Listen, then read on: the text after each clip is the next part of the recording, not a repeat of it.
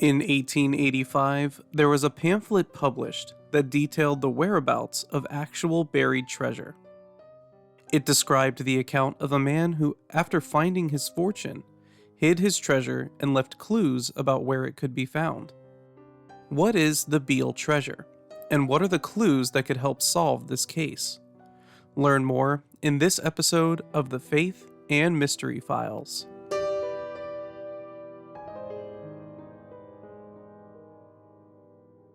Thomas J. Beale was a man that enjoyed the thrill of adventure.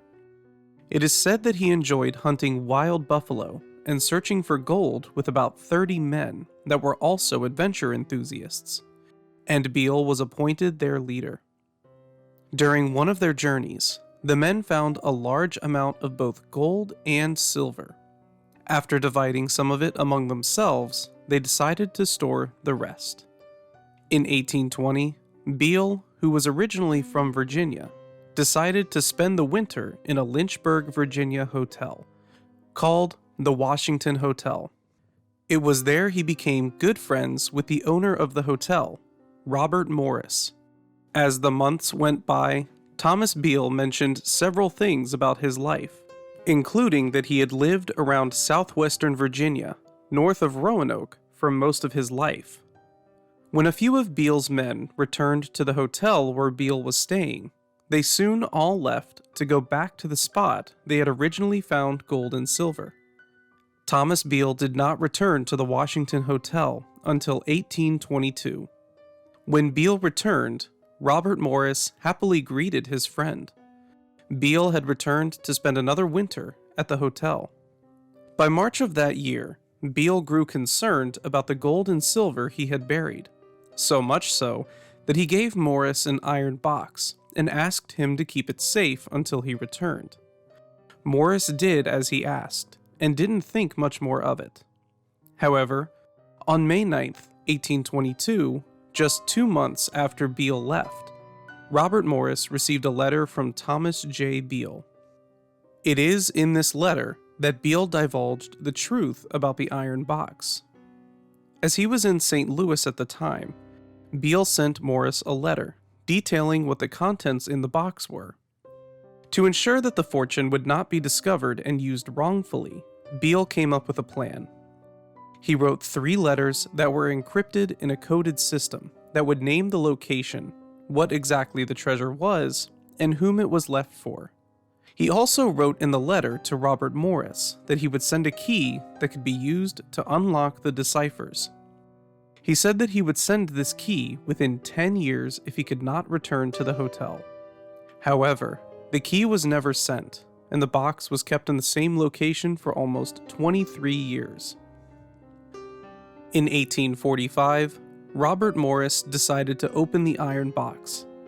Inside the box were 3 cryptic letters, as described by Beale in the letter that he had sent Morris years earlier.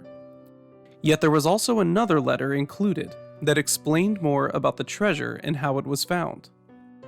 This included letter stated that in 1817, a group of about 30 well-to-do men decided to venture out from Virginia and travel to the west in hope of finding adventure and fortune. Once they got to St. Louis, they hired local guides to help them hunt wild buffalo.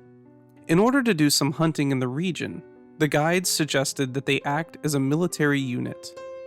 The friends chose Beale to be the commanding leader. As they began to hunt, some of the men stumbled upon a vein or bed of gold within the rocks. For 2 years, they worked on digging out as much gold and also silver as they could from that area. After they finished, the men decided to return to Virginia and hide the treasure in a nearby cave that they knew well.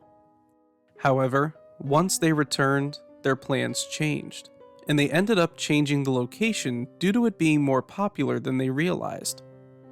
It was during those 2 times in which Beale had arrived at the hotel that he had been storing away the gold and silver for the group. Robert Morris was astounded and yet intrigued. He spent a great deal of time after opening the box to try to decipher the codes. After working on it for 17 years, he gave the codes to a young man who was interested in solving the case. The young man's name was never revealed, however, and Robert Morris died a year later.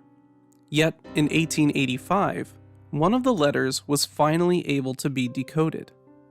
After 23 years of working on the codes, the man was able to find the key to decipher the second letter. The key for the second letter was J, from Beale's name, Thomas J. Beale. Here are some images of the original pamphlet showing the coded letters as we read the information found in the second letter. The following is what the note said. I have deposited in the county of Bedford, about 4 miles from Beaufort's, in an excavation or vault, 6 feet below the surface of the ground. The following articles, belonging jointly to the parties whose names are given in number 3, herewith. The first deposit consisted of 1,014 pounds of gold and 3,812 pounds of silver deposited November 1819. The second was made December 1822 and consisted of 1,907 pounds of gold and 1,288 pounds of silver. Also jewels obtained in St. Louis in exchange for silver to save transportation, and valued at $13,000. The above is securely packed in iron pots, with iron covers. The vault is roughly lined with stone, and the vessels rest on solid stone and are covered with others. Paper number 1 describes the exact locality of the vault, so that no difficulty will be had in finding it. Today, that amount of money is said to equal around $60 to $65 million. Once the unknown man had enough of trying to decipher the codes for the 2 remaining papers, he passed it to a man named James B. Ward. James Ward is the one who published the details of the account in the pamphlet mentioned at the beginning of this episode.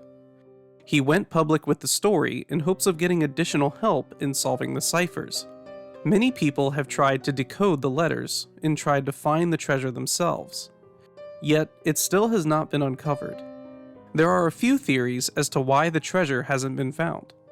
Some believe that it could be a complete hoax, a story just to provide entertainment with the possibility of actual buried treasure. Others believe that the treasure may have already been dug up. Yet the second letter provides specific details. Some of the original pamphlets still are around today. It wouldn't really make sense for it to be just entertainment. What do you think? Who will solve the cipher letters and be the one to find the Beale treasure? Thank you so much for watching this episode of the Faith and Mystery Files.